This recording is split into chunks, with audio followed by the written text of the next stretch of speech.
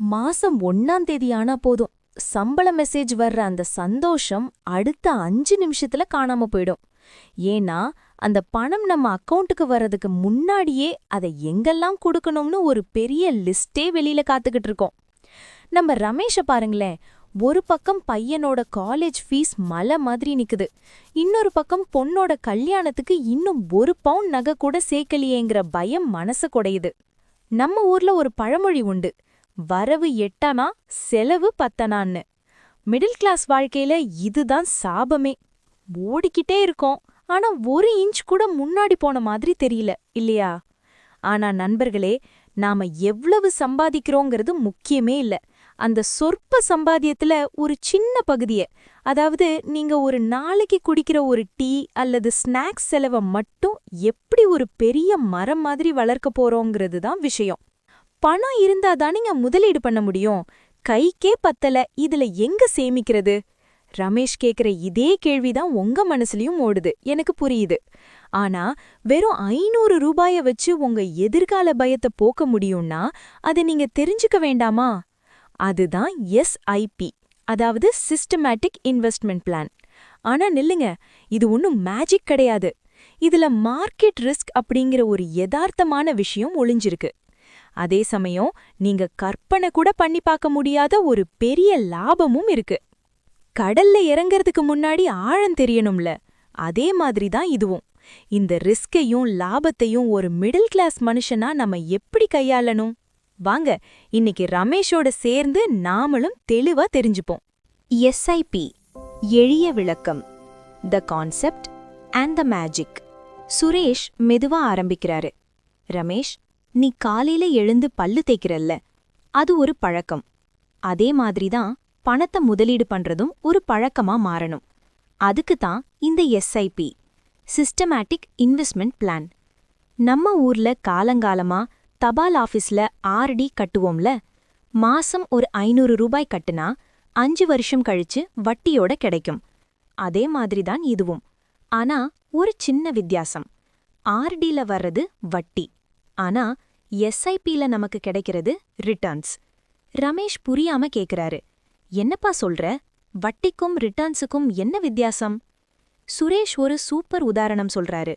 ரமேஷ், நீ ஒரு தென்னங்கண்ண நட்டு வைக்கிறேன்னு வையே, நீ தினமும் ஒரு செம்பு தண்ணி ஊத்துற, அதுக்கு பேருதான் எஸ்ஐபி. அந்த மரம் பெருசாகி தேங்காய் காய்க்க ஆரம்பிக்கும்போது உனக்கு கிடைக்கிற அந்த பலன்தான் ரிட்டர்ன்ஸ்.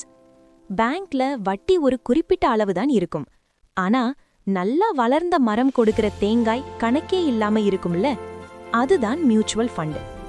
சுமதி உள்ளே இருந்து வராங்க. ஆனா இதுக்கு நிறைய பணம் வேணுமே அப்படின்னு கேக்குறாங்க. சுரேஷ் உடனே சொல்றாரு, அக்கா, இதுதான் இதோட பியூட்டியே. நீங்க ஹோட்டலுக்கு போய் ஒரு பிரியாணி சாப்பிட்டா எவ்வளவாகும்? ஒரு 300 இல்ல 400 ரூபாயா? ஆனா அதே காச மாசம் ஒரு முறை ஒரு நல்ல மியூச்சுவல் ஃபண்ட்ல எஸ்ஐபி மூலமா போட்டா அது பின்னாடி உங்க பையனோட காலேஜ் ஃபீஸையே கட்டும்னா நம்புவீங்களா? நீங்க போடுற அந்த சின்ன 500 ரூபாய் பணம் இந்தியாவோட டாப் கம்பெனிகளோட வளர்ச்சியில முதலீடு செய்யப்படுது. இந்தியா வளர வளர டாடா, பிர்லான்னு பெரிய பெரிய கம்பெனிகள் லாபம் சம்பாதிக்க உங்க 500 ரூபாயும் அவங்களோட சேர்ந்து வளரும்.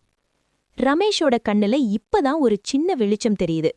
அப்போ இதுல வட்டிக்கு வட்டி ஏறுமா சுரேஷ்னு கேக்குறாரு. சிரிச்சுக்கிட்டே சொல்றாரு, அதுக்கு பேருதான் கூட்டு வட்டி, காம்பவுண்டிங். நீங்க போடுற அசலுக்கு மட்டும் லாபம் வராது, போன மாசம் வந்த லாபத்துக்கும் சேர்த்து இந்த மாசம் லாபம் வரும். இது ஒரு பனிப்பண்டு உருண்டு வர மாதிரி, உருள உருள அது பெரிசாகிட்டே போகும். ஆனா ரமேஷ் மனசுல ஒரு சந்தேகம் நிழலாடுது.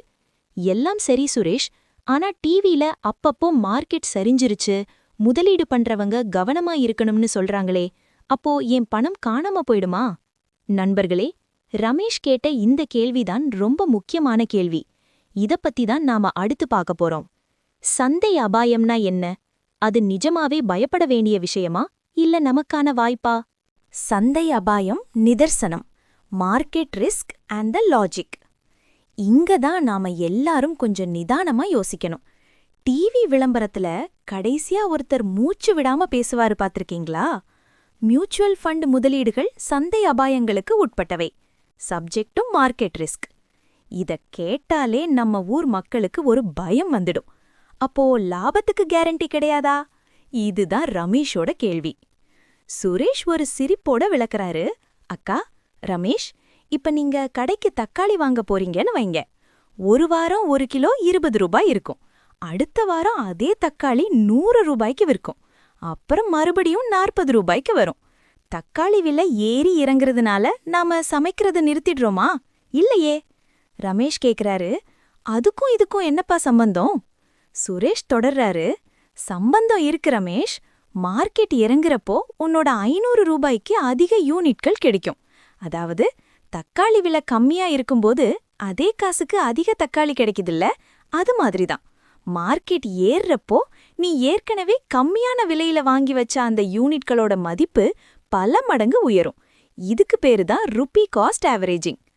தங்கம் விலை இன்னைக்கு ஏறும், நாளைக்கு இறங்கும். ஆனா ஒரு 10 வருஷம் கழிச்சு பார்த்தா தங்கம் விலை ஏறித்தான் இருக்கும். அதே மாதிரிதான் நம்ம இந்தியாவோட பொருளாதாரமும். இடையில சின்ன சின்ன இறக்கங்கள் வரத்தான் செய்யும். ஆனா அந்த நேரத்துல பயந்து போய் பணத்தை எடுத்துடாம தொடர்ந்து முதலீடு பண்ற அந்த பொறுமை இருக்கே, அதுதான் உங்கள லட்சாதிபதி ஆக்கும். சுமதி இப்போ மெதுவா கேக்குறாங்க, அப்போ மார்க்கெட் கீழே போகும்போது நான் இன்னும் அதிகமா கூட முதலீடு பண்ணலாமா? பாத்தீங்களா, இதுதான் சரியான கேள்வி. மார்க்கெட் இறங்குறதுங்கிறது ஒரு ஆபத்து கிடையாது. அது மிடில் கிளாஸ் மக்களுக்கு கிடைக்கிற ஒரு டிஸ்கவுண்ட் சேல் மாதிரி. ஆனா ஒரு விஷயம், இதுல குறுகிய காலத்துல லாபம் பார்க்கணும்னு நினைச்சா அது ஏமாற்றத்தை தரும். இது ஒரு மாரத்தான் ஓட்டம் மாதிரி. நீண்ட காலத்துக்கு ஓடுனாதான் வெற்றி. ரமேஷுக்கு இப்போ தெளிவு வந்துருச்சு. சரி சுரேஷ், ரிஸ்க்கும் புரிஞ்சிருச்சு, லாபமும் புரிஞ்சிருச்சு.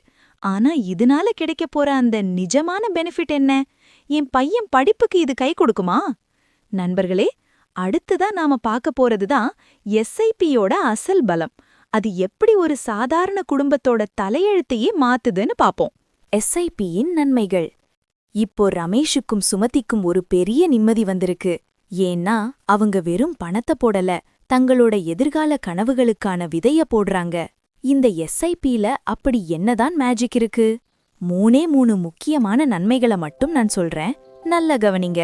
முதல்ல, டிசிப்ளின், அதாவது ஒரு முறையான சேமிப்பு பழக்கம். நம்ம ஊர்ல சொல்லுவாங்க, காசு கையில இருந்தா செலவாகிடும்னு. ஆனா எஸ்ஐபில மாசம் பிறந்ததும் உங்களுக்கே தெரியாம உங்க பேங்க் அக்கவுண்ட்ல இருந்து அந்த 500 ரூபாயோ 1000 ரூபாயோ தானா முதலீட்டுக்கு போயிடும். இது எப்படின்னா, நாம மறந்துட்டாலும் நம்ம எதிர்காலத்துக்காக நம்ம பேங்க் அக்கவுண்டே வேலை செய்யற மாதிரி. ரெண்டாவது, இதுதான் உலகத்தோட 8வது அதிசயம்னு சொல்லப்படுற கூட்டு வட்டி, காம்பவுண்டிங். சுரேஷ் ஒரு ரகசியத்தை சொல்றாரு. ரமேஷ், நீ போடுற அந்த அசலுக்கு மட்டும் இங்க லாபம் வராது, அந்த லாபத்துக்கும் சேர்த்து அடுத்த மாசம் லாபம் வரும். இது எப்படின்னா, ஒரு சின்ன பனிப்பந்து மலையில இருந்து உருண்டு வரும்போது வர வர அதுல இன்னும் பனி ஒட்டிக்கிட்டு ஒரு பெரிய உருண்டையா மாறுமே, அதே மாதிரிதான் உன் 500 ரூபாயும் காலப்போக்குல ஒரு பெரிய கோடியா மாறுறதுக்கு இந்த கூட்டு வட்டிதான் காரணம். மூணாவது, சந்தை ஏற்ற இறக்கத்தை சமாளித்தல், ருப்பி காஸ்ட் ஆவரேஜிங். நம்ம முன்னாடியே பார்த்த மாதிரி மார்க்கெட் கம்மியா இருக்கும்போது நீங்க பயப்படாம இருந்தாலே போதும். ஏன்னா விலை கம்மியா இருக்கும்போது நீங்க அதிக லாபத்துக்கான வாய்ப்பை வாங்குறீங்க. மார்க்கெட் ஏறும்போதும் இறங்கும்போதும் நீங்க தொடர்ந்து முதலீடு பண்றதுனால மொத்தத்துல உங்க முதலீடு ஒரு நல்ல ஆவரேஜ் லாபத்தை உங்களுக்கு கொடுக்கும். இப்போ ரமேஷ் சுமதி கிட்ட சொல்றாரு, சுமதி, நாம கவலையில இருந்தப்ப 500 ரூபாய் கூட பெரிய அமௌண்டா தெரிஞ்சது. ஆனா இப்போ யோசிச்சு பார்த்தா தேவையில்லாத செலவு குறைச்சாலே மாசம் 1000 ரூபாய்க்கு மேல நம்மால எஸ்ஐபி பண்ண முடியும்னு தோணுது. பார்த்தீங்களா நண்பர்களே, அறிவுபூர்வமா யோசிச்சா மிடில் கிளாஸ் வாழ்க்கையிலையும் முன்னேற வழிகள் இருக்கு. ஆனா இதை எப்படி ஆரம்பிக்கிறது? இதோ ரமேஷ் எப்படி முதலடியை எடுத்து வைக்கிறாருன்னு பாருங்க. சரி நண்பர்களே, ரமேஷுக்கும் சுமதிக்கும் இருந்த பயம் இப்போ தெளிவா போயிருச்சு. ஆனா வீடியோவை முடிக்கிறதுக்கு முன்னாடி உங்ககிட்ட நான் ஒரு முக்கியமான விஷயத்த சொல்லணும். ஆனா ஒரு விஷயம், நான் ஒரு செபி பதிவு பெற்ற நிதி ஆலோசகர், அதாவது ஃபினான்ஷியல் அட்வைசர் கிடையாது. பணம்ங்கிறது சும்மா வர்றதில்ல. ரமேஷ் அந்த பழைய பைக்ல வெயில்ல அலைஞ்சு சம்பாதிச்ச பணம்.